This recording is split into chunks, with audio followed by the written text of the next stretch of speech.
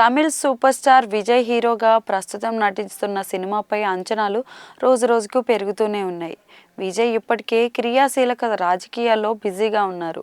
రాబోయే తమిళనాడు అసెంబ్లీ ఎన్నికల కోసం సిద్ధమవుతున్నారు. ఖచ్చితంగా వచ్చే ఎన్నికల్లో గెలిచి ముఖ్యమంత్రి పీఠంను దక్కించుకోవాలని ఆశపడుతున్న విజయ్ చివరి సినిమాపై ఫ్యాన్స్లో అంచనాలు ఆకాశాన్ని తాకేలా ఉన్నాయి. అధికారికంగా ప్రకటించుకున్నా కానీ విజయ్ చివరి cinema Telugu super hit movie Bhagavanth Kesari remake అని తెలుస్తోంది. దర్శకుడు అనిల్ రావిపూడితో పలుసార్లు ఆ సినిమా మేకర్స్ చర్చలు జరిపారని కూడా సమాచారం అందుతోంది. ఇటీవల తమిళ నటుడు ఒకరు ఆ విషయం గురించి బాహటంగానే వ్యాఖ్యలు చేయడం జరిగింది. దీంతో విజయ్ చివరి సినిమా ఖచ్చితంగా భగవంత్ కేసరికి రీమేక్ అని కన్ఫర్మ్ అయింది. మెయిన్ స్టోరీ లైన్ తీసుకుని తమిళ ప్రేక్షకుల అభిరుచికి తగ్గట్లుగా స్క్రీన్ ప్లేను నడిపించి ఉంటారని తెలుస్తోంది. భారీ అంచనాల నడుమ రూపొందుతున్న విజయ్ 69వ సినిమాకు టైటిల్ ఏంటి అనే విషయంపై ఇప్పటికీ క్లారిటీ ఇవ్వలేదు. దసరా కానుకగా రాబోతున్న ఆ సినిమాకు నాలయ తీర్పు అనే టైటిల్ను పరిశీలిస్తున్నట్లుగా తెలుస్తోంది.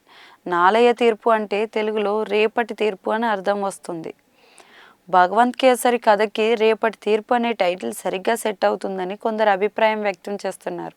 ఈ టైటిల్ పెట్టడం వెనుక మరో కారణం ఉందనే వార్తలు కూడా వస్తున్నాయి. కాలీవుడ్ సినీ వర్గాల నుంచి అందుతున్న సమాచారం ప్రకారం విజయ్ నటుడిగా కనిపించిన మొదటి సినిమా నాలయ తీర్పు.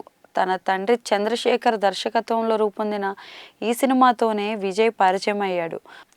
18 ఏళ్ల వయసులోనే హీరోగా పరిచయం అయిన విజయ్ తక్కువ సమయంలోనే స్టార్డమ్ అయితే దక్కించుకున్నాడు. ఆ సినిమా విజయ్కి చాలా సెంటిమెంట్. అలాంటి సినిమా టైటిల్తో చివరి సినిమాను తీసుకొస్తే ఖచ్చితంగా ప్రేక్షకులకు మరింత చేరువయ్యే అవకాశాలు ఉన్నాయి. విజయ్ ఫ్యాన్స్ ఈ సినిమాను ఆదరిస్తారనే నమ్మకం వ్యక్తమవుతుంది. విజయ్ హీరోగా నటిస్తున్న ఈ సినిమాలో హీరోయిన్గా పూజా హెగ్డే నటిస్తోంది.